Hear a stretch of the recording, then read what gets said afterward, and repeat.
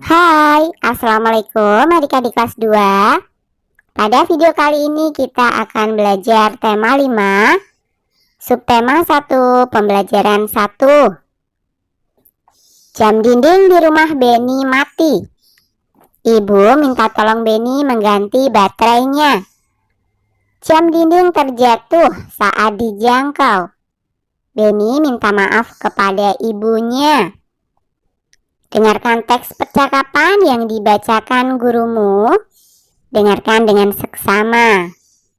Nah, ini adalah teks percakapannya ya. Kalian dengarkan baik-baik. Ibu berkata, "Beni, coba lihat jam dinding di rumah, Nak." Beni menjawab, "Ya, Bu." Beni melihat jam dinding. "Wah, jarumnya berhenti bergerak, Bu." "Kalau begitu apa yang harus dilakukan?" tanya ibu. "Beni harus mengganti baterai dengan yang baru, Bu," kata Beni. Ibu bertanya, "Maukah Beni mengganti baterainya?" "Mau, Bu," jawab Beni sambil naik di atas tangga. Ibu berkata lagi, "Hati-hati ya, Nak." "Ya, Bu," jawab Beni. Saat menjangkau jam dinding, Beni kurang hati-hati. "Wah, jamnya retak," teriak ibu. "Maafkan Beni, Bu. Beni kurang hati-hati dalam mengambil jam dinding, sehingga jam dinding terjatuh," kata Beni sambil meminta maaf kepada ibu. "Ya, Nak, kedepannya Beni harus lebih hati-hati dan tidak perlu tergesa-gesa," jawab ibu. Nah, kalian sudah mendengarkan teks percakapan Beni dan ibu. Coba buatlah pertanyaannya dan mintalah temanmu menjawabnya. Ini hanya sekedar contoh ya. Pertanyaannya, siapa yang membantu ibu mengganti baterai jam dinding? Nah, teman bisa menjawab, Beni. Apa yang terjadi dengan jam dinding? Jam dinding di rumah Beni mati. Siapa yang mengambil jam dinding? Iya, Beni. Mengapa jam dinding jatuh? Saat menjangkau jam dinding, Beni kurang hati-hati. Bagaimana cara mengambil jam dinding? Beni memanjat tangga, kemudian menjangkau jam dinding. Beni telah menjatuhkan jam dinding. Apa yang dilakukan Beni kepada ibunya? Iya, Beni minta maaf kepada ibunya. Gambar berikut menunjukkan sikap santun. Sikap Beni santun kepada ibunya. Latihlah dirimu seperti Beni kepada ibunya. Beni menggunakan bahasa yang santun dalam meminta maaf. Nah, coba lakukan bersama teman sebangkumu. Beni berkata, "Maafkan Beni ya, Bu. Beni sudah menjatuhkan jam dinding. Jam dinding di rumah menjadi rusak." Ibu menjawab, "Iya, Nak, tidak apa-apa. Ibu sangat berterima kasih karena kamu sudah menolong Ibu. Lain kali, hati-hati. Kamu tidak perlu tergesa-gesa." Beni teringat tugas dari gurunya. Tugasnya mengukur panjang benda yang ada di rumah. Beni ingin mengukur panjang jam dinding. Berapakah panjang jam dinding ini? Sebutkan alat yang digunakan untuk mengukurnya. Coba kita lihat ya. Alat yang digunakan adalah penggaris. Penggaris disebut juga mistar. Pernahkah kamu menggunakan penggaris? Pasti pernah ya. Coba sebutkan benda yang pernah diukur dengan penggaris.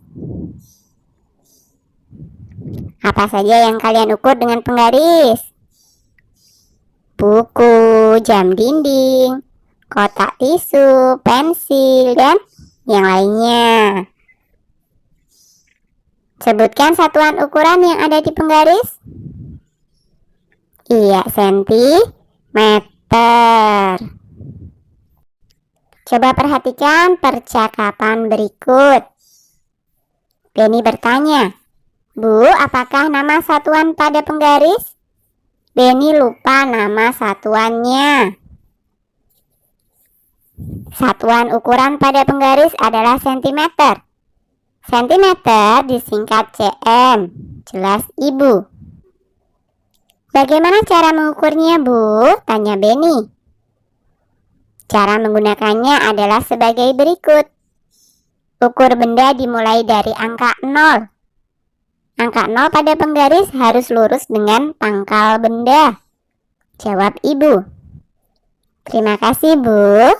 Jawab Benny kembali. Nah, kamu sudah mengetahui cara mengukur benda. Ukurlah benda-benda yang ada di sekitarmu. Gunakan penggaris untuk mengukurnya. Nah, ini kalian bisa mengukur sendiri ya.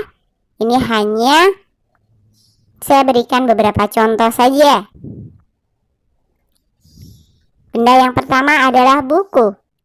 Panjangnya 30 cm. Benda yang kedua, jam dinding. Panjangnya 27 cm. Benda yang ketiga adalah pensil. Panjangnya 15 cm. Benda yang keempat, misalkan saja sisir. Panjangnya 22 cm. Kemudian benda yang kelima, misalkan saja kotak pensil. Panjangnya 18 cm. Sekali lagi, ini hanyalah sekedar contoh, kalian bisa mengukurnya sendiri. Nah, kamu sudah dapat mengukur panjang benda di sekitarmu. Perhatikan gambar berikut. Pilihlah benda yang dapat diukur dengan penggaris. Berikan tanda centang pada gambar berikut. Nah, yang pertama adalah kotak tisu. Bisa ya kita ukur dengan penggaris, jadi kita centang. Benda yang kedua adalah pintu. Nah, ini terlalu panjang kalau untuk penggaris. Jadi ini tidak ya, kita silang saja. Kemudian benda yang ketiga adalah meja. Nah, ini bisa, jadi kita centang. Benda yang keempat adalah tangga. Ini juga terlalu panjang. Jadi kita silang saja. Kemudian yang kelima adalah figura. Nah, ini kita bisa centang. Dan benda yang keenam adalah akuarium. Kita centang juga ya. Nah, adik-adik, kita sudah belajar mengukur. Sekarang, mari kita bernyanyi. Ada yang tahu lagu Pelangi-Pelangi ciptaan Ate Mahmud? Yuk kita nyanyikan bersama-sama. Tapi sebelumnya, tahukah kamu tekanan nada? Tekanan nada pada lagu ada dua. Nada kuat dan nada lemah. Tanda seperti ini artinya nada kuat. Dan tanda yang seperti ini artinya adalah nada lemah. Yuk sekarang kita bernyanyi bersama-sama.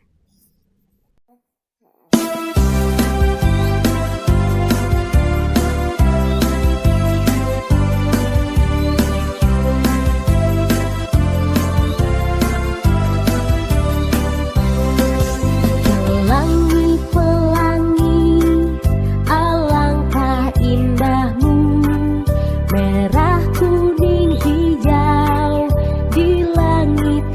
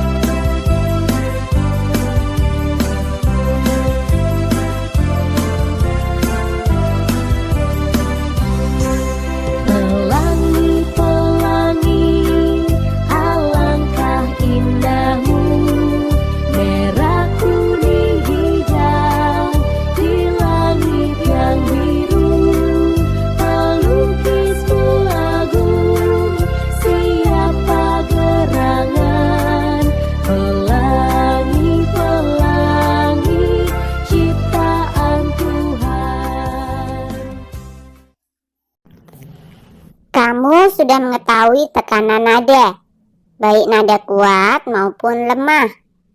Perhatikan kosakata pada teks lagu Pelangi-Pelangi. Coba tentukan panjang dan pendek bunyinya. Diskusikan bersama temanmu. Nah, bunyi panjangnya adalah pelangi-pelangi, alangkah indahmu. Pelukismu agung, siapa gerangan. Sedangkan yang bunyinya pendek, merah, kuning, hijau, di langit yang biru. Pelangi-pelangi, ciptaan Tuhan. Garis bawahi teks lagu tersebut. Bunyi panjang dengan garis merah, bunyi pendek dengan garis biru. Nah, ini ya jawabannya.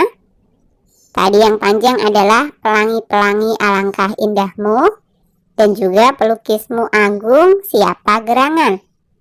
Sedangkan yang bunyinya pendek dengan garis biru adalah merah, kuning, hijau di langit yang biru, dan juga pelangi-pelangi ciptaan Tuhan.